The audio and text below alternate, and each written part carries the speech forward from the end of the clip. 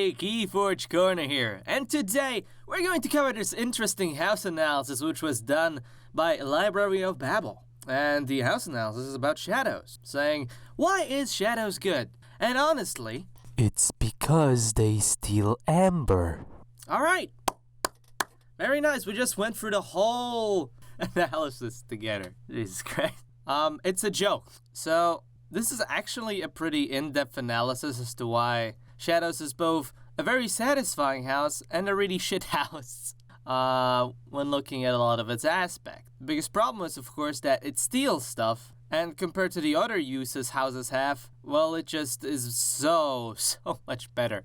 I remember when I was first getting into the game, everyone was like, oh, you should look for a deck with shadows, because the win rate of decks with shadows is about 80% compared to decks without. It's just, what?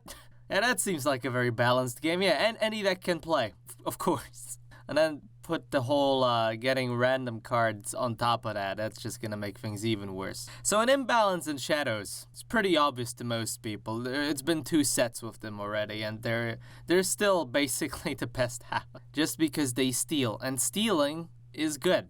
When you look at all the other mechanics you have in other houses, which they, specialize in, we have Sanctum, basically the one you can compare to it the most. It is about capturing. So it's also about keeping your opponent from making that key, holding the game state, stopping it the way you want, and then trying to gain some advantage by using the fact that you stop your opponent and trying to gain some amber yourself in some other way. Thing is, Shadows does the exact same thing without step 2, because they do stop your opponent from doing things, and you get amber for it. Not to forget the fact that with Sanctum, if a creature that captured dies, the amber goes right back to your opponent, where if it's stolen, the only chance to get it back is to steal it back. So just looking at that, it's so bad. Honestly, I have to say, most of the mechanics we have in KeyForge are pretty balanced when it comes to what all the houses specialize in. We have Sanctum for capturing, and capturing has the whole,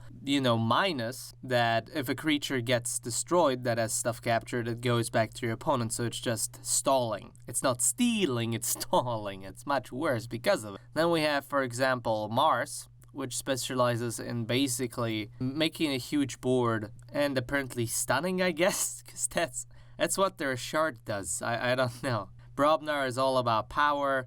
Untamed. First set Untamed was about speed, amber advantage. Just get a bunch of amber and win this way. It was turbo. Now Untamed, in Age of Ascension, at least to me, seemed like quite a bit of a mess. Like, you looked at what it was in Call of the Archons, and you're like, oh shit, we have to balance it somehow. But how are we supposed to do that? And then just added some random cards in there. That's kind of how it looks like. But Shadows, when it comes to Age of Ascension, didn't really seem to have this happen to them that much. It's still basically the best house there is when it comes to controlling game state, because it's still the house that steals the most. And because cards are random, you have a higher chance of getting stuff that steals in that house. Ergo, most of the time, they're gonna be more useful. When you look at it this way, it makes sense, why Shadows is so good. Without having to go into much details, it steals, so it's good.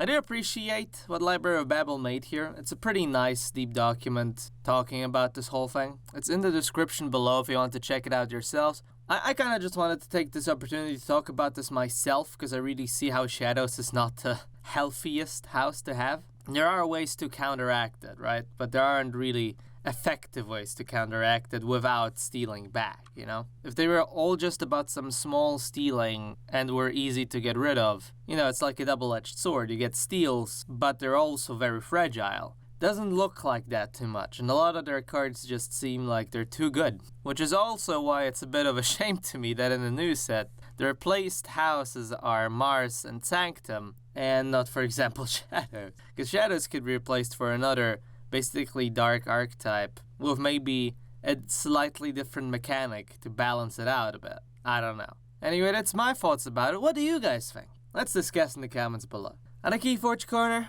hope you guys keep on forging those keys, and I will see you tomorrow.